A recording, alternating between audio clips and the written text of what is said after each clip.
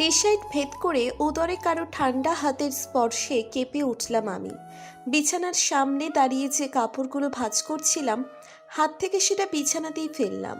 নিজেকে সামাল দিয়ে চাপা অভিমান নিয়ে শান্ত গলায় বললাম, আমি আপনার উপর রেগে আছি ডক্টর।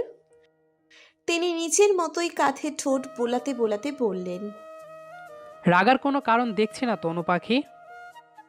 ছাড়ুন আমায়। বলেই পেটে থাকা হাতটা সরানোর চেষ্টা করতে শুরু করলাম, কিন্তু এই খাটাসটা নিজের শক্ত হাত দিয়ে এমনভাবে চেপে ধরে আছে যে ছোটানো মুশকিল। এবার আমি রেগে আবারও বললাম, ছাড়ছেন না কেন? সরুন আপনি। কি হয়েছে বলবা তো, রাগ কেন? কিছু না, ছাড়ুন আমায়। আরে কিছু না, তবে এমন বিহেভ কেন? কানের কাছে ঠোঁট লাগিয়ে বললেন উনি।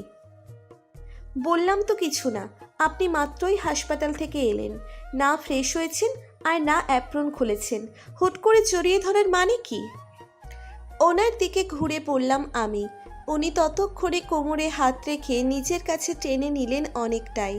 আমি ওনার দিকে না তাকিয়ে গলার কাছে থাকা শার্টের বোতামটার দিকে তাকিয়ে আছি। বোতামটা খোলা, যার দরুন তার সাদা বুক স্পষ্ট।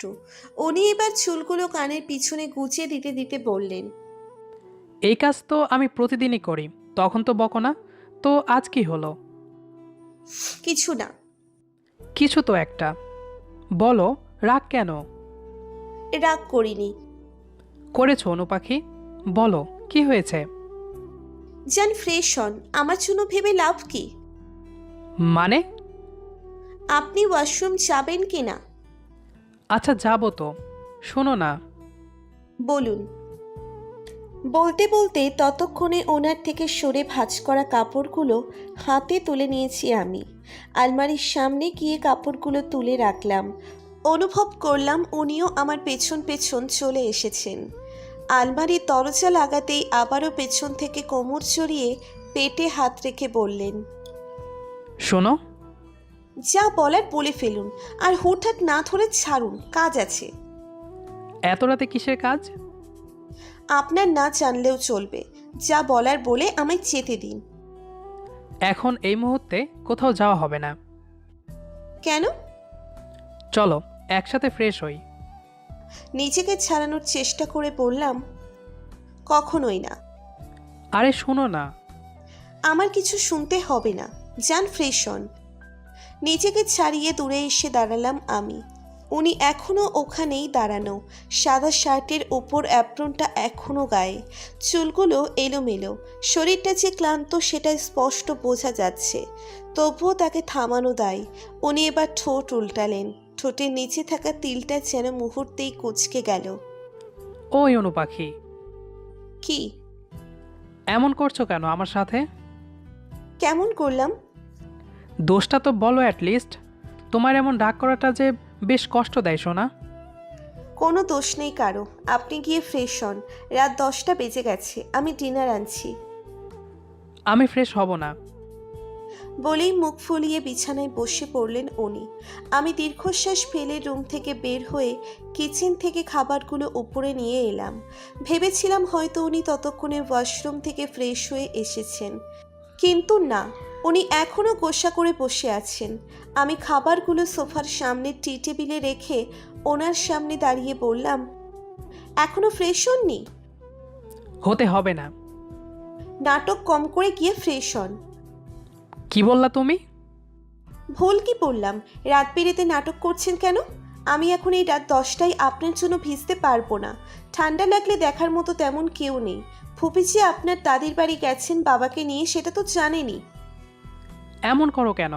একদিনই তো, আর আমি তো আছি তোমাকে সুস্থ করার জন্য। প্রয়োজন নেই, আপনি ফ্রেশ হয়ে আসুন, আমি খাবার নিয়ে ওয়েট করছি।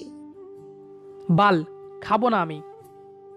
বলেই সামনে থাকা আর একটা টি টেবিলে লাথি দিয়ে ওয়াশরুমের দিকে চলে গেলেন উনি। আমি দীর্ঘশ্বাস ফেলে কাপড়গুলো এগিয়ে দিলাম। উনি ছো মেরে নিয়ে ভিতরে ঢুকে গেলেন। খানিকক্ষণ পর চুল মুছতে মুছতে ওয়াশরুম থেকে বের হলেন তানভীর ভাই, মানে ডক্টর। প্রতিদিন চুল মুছে দেওয়ার জন্য বায়না করলেও আজ তা করেননি। নিজে নিজেই চুল মুছে টাওয়ালটা বারান্দায় মেলে দিলেন। বাহ, রাগ করার তো ভালোই ফায়দা, কাজ করানো চাই। উনি বিছানায় এসে শুয়ে পড়লেন। আমি এবার সামনে দাঁড়িয়ে বললাম, খাবেন না? ইচ্ছে নেই। আমি কিন্তু আগেই বলছিলাম যে এই রাত 10টায় কোনো নাটক অ্যালাউ করব না আমি। ভালো। উঠুন উঠুন ডক্টর, নয়তো আমি আবার আপনাকে আগের মতো তানভীর বাই বলে ডাকবো। ভালো। এই রাতের বেলা আপনার ভীষণ শখ জেগেছে বকা খাওয়ার, তাই না? তুমি তো আমার সাথে এমনটাই করো, সব সময়ই করো। ছোটবেলায় আমি যা করতাম তা এখন উসুল করছো। ক্ষুধা লাগেনি? কি হয়েছে? আমি তো আপনাকে বিরক্ত করছি না। এবার আপনি গিয়ে খেয়ে নিন, আমি আর বিরক্ত করব না। ফালতু কথা বলবেন না ডক্টর, আপনি খুব ভালো করেই জানেন যে আমি আপনাকে ছাড়া খাই না। এখন থেকে সবই করবে, দূরে সরিয়ে রাখতে শিখে গেছো। আসবেন না? না, সারাদিন কাজ করার পর রাতে শান্তিমতো খেতে না পারলে এমন খাওয়ার দরকার নেই। না খেয়ে আছি আমি। আমার মতো বিরক্তিকর মানুষের জন্য না খেয়ে থাকাটা সাজে না। খেয়ে নাও, আমি জড়িয়ে ধরবো না, বললাম তো। আমি দীর্ঘশ্বাস ফেলে খাবারের একটা প্লেট ওনার সামনে এনে পাশের টি টেবিলে রাখলাম। ওনাকে টেনে তুলে মুখ চেপে খাবারটা সম্পূর্ণ খাইয়ে দিলাম। উনি মুখ চেপে খাচ্ছেন, কিছু বলতেও পারছেন না। পানি খাইয়ে দিয়ে হাতটা ধুয়ে নিলাম। উনি আমার ওড়নার আঁচলে মুখ মুছতে মুছতে বললেন, রাত 10টার সময় এসেও রাগের সম্মুখীন হতে হয়।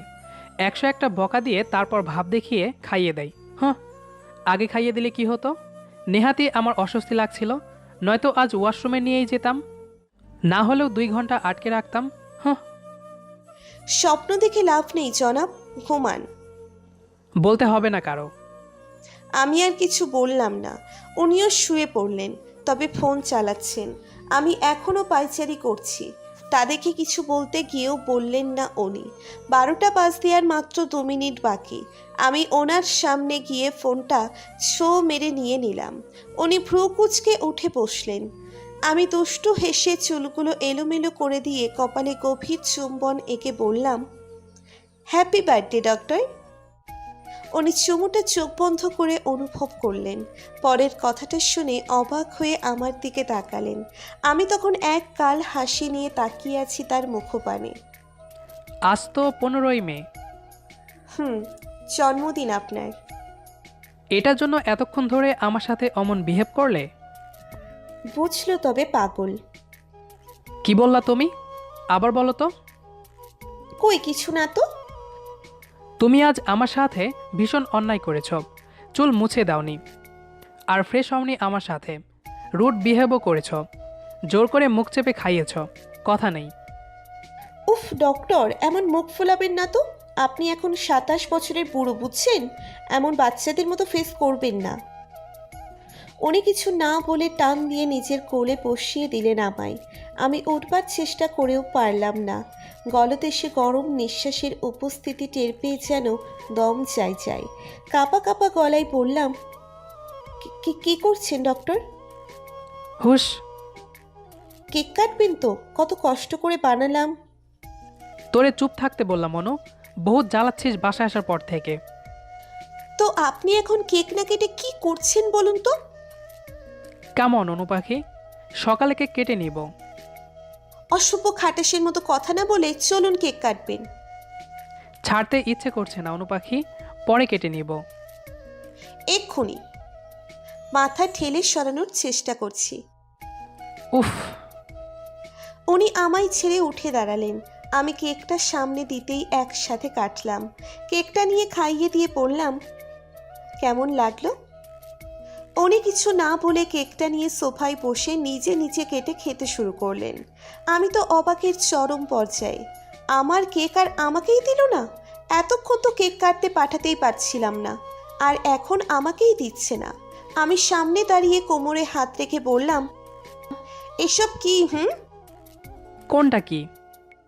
একা একা কেক নিয়ে বসলেন যে, আমি খাবো তো। এই কেক আমি একাই খাবো, বুঝছো? আর এটা আমার অনু পাখি, আমার বউ আমায় গিফট করেছে। অনেক মজা। তুমি যাও, গিয়ে ঘুমাও। আপনি তো ভারী। তুমি কি চাচ্ছ আমি আসি? না না না, লাগবে না, আপনি একাই খান। এখন বললে তো আমি শুনবো না বউ। এগুতে না করলাম। আমি পালানোর আগেই খপ করে আমায় ধরে ফেললেন উনি।